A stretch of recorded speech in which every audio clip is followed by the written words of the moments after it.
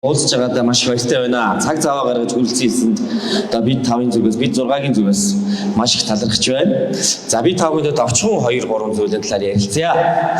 За намайг Сандаг сүрэн гэдэг жижиг сүрэнгийн Сандаг сүрэн. За уг бол манай аав ээж, манай уг нутаг Баянгор аймгийн 3 булаг сумын Ариата. 1978 онд төрсөн. 2001 онд одоо Монгол Улсын их сургууль тэр үед худалдаа үйлдвэрлэлийн дээд сургуулийг математикч эдийн засгийн мэргэжлээр төгссөн. 2005 он санхүү эдийн засгийн их сургуулийн бизнесийн удирдлагаар магистрийн зэрэг хамгаалаад за ингээд ажил одоо 2001 онд анх сургууль төгсөөд санамсаргүй сонгон найрханд дүүрэгт ажилд орсноосоо хойш ингээд би сонгон найрханд дүүрэгтэйгээ ажил амьдралын гараагаа гэж нягт холбосон юм аа. Тэрний өмнө би сонгон найрханд дүүрэгт ханы материалын эцэст амьдардаг байлаа. Гэрээсээ хагас километр алхаад ажилдаа очиод их сайхан амар автобусны мөнгө орохгүй бас сонголт тийм байсан шүү. Сургууль багшлах гэжсэнаа дүүрэгтээс ажиллах боломж гарахаар нь автобусны мөнгөд хэмнэлтээ ингээд дүүрэгт ажилд орж ялаа. Тэгээд 2001 оноос дүүрэгтэйгээ ингэж холбоотой сайхан ажилласан. Тэгээд 2016 онд одоо та бүхнийхээ дэмжлэгээр хамт олонныхоо одоо дэмжлэгээр сонгон найрхын дүүргийн засаг даргаар ажиллах боломж гарсан. Тэгээ саяны төтлөгчийн илсэн тэр гэрэлтүүлгийн ажил чинь эндээс эхэлтэй болсон юм аа. 2016 онд сонгон найрхын дүүрэгт би одоо энийг олон дахин давтахгүй. Одоо сонгуульд одоо нэр дэвшиж ирж байгаа юм чинь хэлий.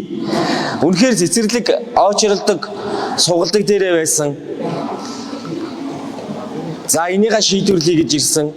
Яг л тэр цэцэрлэгийн хүрэлцэн хангамж 60% байсан шүү. 20 онд ажил өгөхдөө би 85% болгоод ажиллаа өгсөн. 2016 онд сургуулиуд бүгд 3 ээлжтэй байсан. 2020 онд 3 ээлжийг бүгдийг 2 ээлж рүү болгоод өгсөн. 2016 онд пад харанхуй дүүрэг авсан. Бүр хав харанхуй дүүрэг авсан. Австрийн засгийн газраас болдор сумын озар дарагтай хамт орж ирээд сонгон найрхын дүүргээ бүтэн гэрэлтүүлнэ гэсэн хөтөлбөрлөгөө оруулаад ингээд бүтэн гэрэлтэй юм хороо болсон. 96% гэрэлтүүлэг 30 дугаар хороонд. За 30 дугаар хороо маань цэцэрлэгийн төрөний ярьсан дээр хүрэлцэн хангамжийг яаж дэвшлүүлсэн бэ? Богино хугацаанд бид мөнгө дорн цэцэрлэгүүд барьж чадахгүй. Тэгээд сүүлд 30 дугаар хороон дээр жишээлбэл цэцэрлэгийн хүрэлцэн хангамж нэмэх арга олж ядаад хабитат төслийн өсчийн энтер орцсон бараг ашиглахдаггүй байсан байрыг барьж яваад улсын төсвийн бус хөрөнгөөр найз нөхдөдөө нийлж байгаа тийм цэцэрлэг барьж ирсэн шүү дээ 30 дугаар хороон дээр.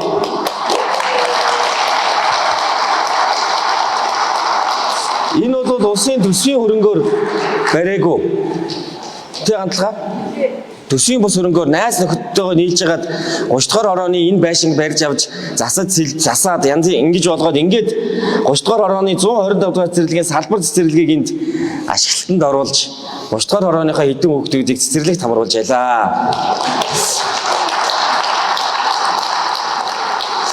Гэх мэтээр дүүрэгт ийм боломжоор нь явсан. Тэр 16 онд бүр ийм юм ярьж ирсэн шүү дээ намайг ихэд. Хажуугийнхаа айлын эмээгийн 3 тоор нь хүүхдүүдэд өгж харуулдаг гэр цэцэрлэг гинүү. Тийм юм болсон те. Бүр тэгдэг байсан үе байхгүй юу. Тэгээ 20 онд бид нар чин одоо цэцэрлэгийн хүрэлцэн хангамж да 30 дугаар хороон дээр л гэхэд ингээ 3 энэ үүнээс гадна дахиад нэг цэцэрлэг ашиглалтанд орсон байна. Сургуулийн барилга баригдаж байна. Яг уу хөрөнгө оруулалтын ажил одоо хөрөнгө санхүүгийн асуудлаас болж уддаг юм байлээ. Гэхдээ л бид цэцэрлэг сургуулаа бүрэн шийдсэн. За нэмэх ажлууд би цэцэрлэг нэмэхгүй болохгүй 30 дээр нэг ялангуяа сургууль нэмэхгүй болохгүй. Гэхдээ тэр үеэ бодвол бид богино хугацаанд өөрчилсөн. Үүнээс гадна имлэг байсан. Имлэг. Нөгөө 21-р хорооны ганц анх ажил аваад ороход утаатай. Тэгээ дээр нь хүүхдүүдээ нөгөө ханиадны үе эхэлсэн. Коридор орон шалаар нь хөвтсөн хүүхдүүд. Ханиадаа имжлүүлэх гэж байгаа. Шалаараа ээж автгаа хөвтсөн хүүхдүүд. Коридорын шалан дээр ийм нөхцөл байдал ухтаж авсан. Тэгээ ямар ч байсан энэ жил бид имлэг барьж чадахгүй юм чинь ядаж шалан дээр биш чинь хүний хөл дор шал ингээ арчиж яхад газар ингээ хөвтөж яахгүй мөн ойлгохгүй муухай харагдсан юм байлээ. Тэгээ тэр имлэг чинь гууцнууд бэлдсэн байсан шүү дээ. Яах гэж байгаа юм шалан дээр аавна гэд. Тэгээд шинэ имлэг рүү бид оруулъя гэсэн чинь тэр чинь эмчнэр байхгүй бол эмнэлгийн байр байгаад ямар ч нэмэргүй юм бэл. Нөгөө амьсгалын аппаратаас холдчихвол хүүхдүүд аюулд орох юм бэл. Тэгэнгүүт нь бид орнууд аваад энэ тэндээс улаан загалмаагаас онцгойгоос би ор татаж авч байгаад ядаж тэр жил коридорт нөгөө ихдэг ормоор төмөр орон дээр хүүхдүүдэд өнжүүлээд дараагийн жилээс нь имлэг барих ажил руугаа орсон. Одоо сонгон найрхын дүүргийн тэр жишиг имлэгийн барилга чи үүнээс үүдэлтэй одоо жишиг имлэг сонгон найрхын дүүргийн 21-р хороонд тэндээ MRI хийлгэн, CT хийлгэн, компьютер томограф хагалгаа хийлгэн. Нэгдүгээр хорооллын имлэгийнхаар 8 давхар имлэгээ босгоод авсан хэдүүлээ. Мөн хагалгаа хийн. Бөөрийнхөө өвчтэй хүнд хүмүүсийг тэндээ аавна. Нэг давхартаа нөгөө эрчим тэмжлэгээнийхээ ор мортод юмаа авцсан. Тэр чинь энэ цам гаравын эмнэлэгчийн хүнд өвчтөй ирэхээр ийм боллонтой газ хажуудаа тавьж байгаад ингээд ардны аппарат ингээд тавьсан. Энэ лүүн ингээд нэг багж шоргуул юу хоолой өгчдөг өөр ийм эрчим тэмжлэгээний байхгүй байлаа шүү дээ. Энэ цам баравт очихоор хүнд хүн ирэхээр юм байхгүй. Энэ газ ийм боллонтой газ тавьдаг нэг юм хүчил төрөгч нэмдэг аппарат. Одоо тэнд чинь эрчим тэмжлэгээний дасагтай, мис заслын дасагтай ингээд 8 давхар эмнэлэгтэй. Баян шүүнийхээ ахмад шисэлсэн. Тэгээд дээр нь хажууд нь өргөтгөл барьсан.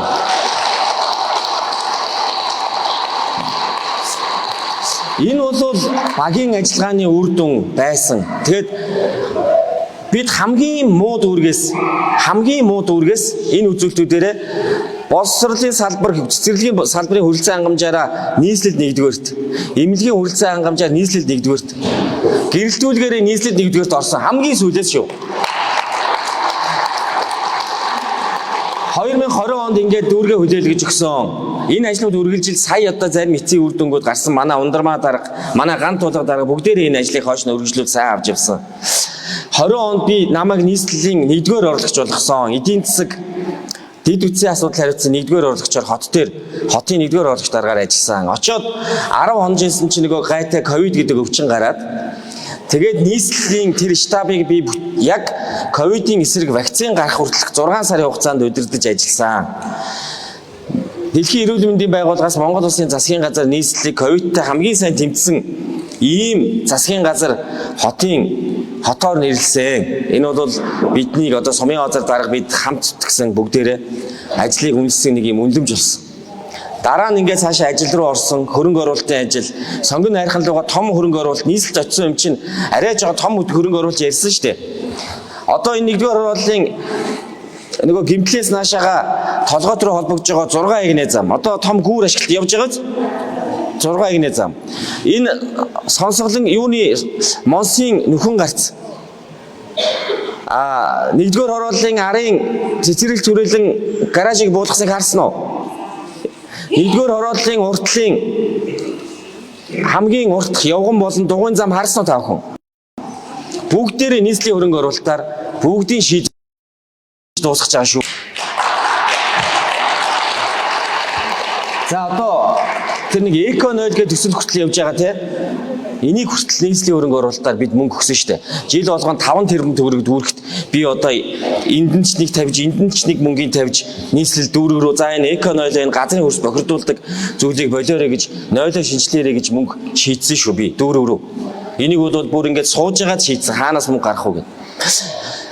За одоо бид дараагийн асуудал ярина. Одоо бид өнгөрсөн юм ярих. Энэ бол яг бид энэ та бүхэн биднийг итгэсэн Нямбатар даргатай багийг, Сумын озар даргатай багийг, ган тулгыг, ундрмааг биднийг дэмжсэний дүнд энэ үр дүнгууд гарсан. Одоо дараагийнхаа ажлыг ярина. Одоо энэ ингээд болсон. Одоо энэ 8 жил бидгтээ үнэхээр бусад дүүргүүдийн хоцорж исэн дүүргүүдийнхаа өмнө гартлаа бид хамт ажилласан.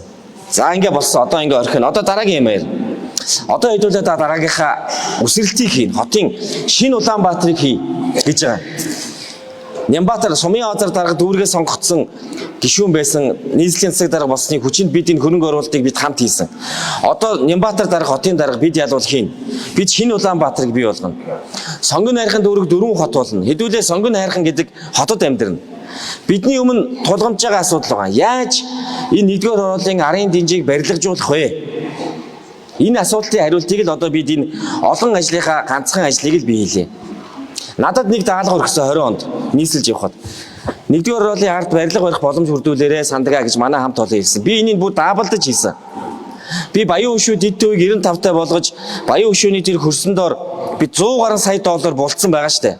Хот босгох гээд дулаан, бохир ус, цэвэр ус, цахилгаан сүгэх бүгдийг Баян хөшөөнд шийдсэн. Одоо 300 айлын орон цус дараалаад 300 айлын орон цусыг баригдах гээд бэлэн ажлын адилхан. Тэр хааны материалын хушууг орон сууцжуулах гээд газар чөлөөлөлт 10 га шийдэж.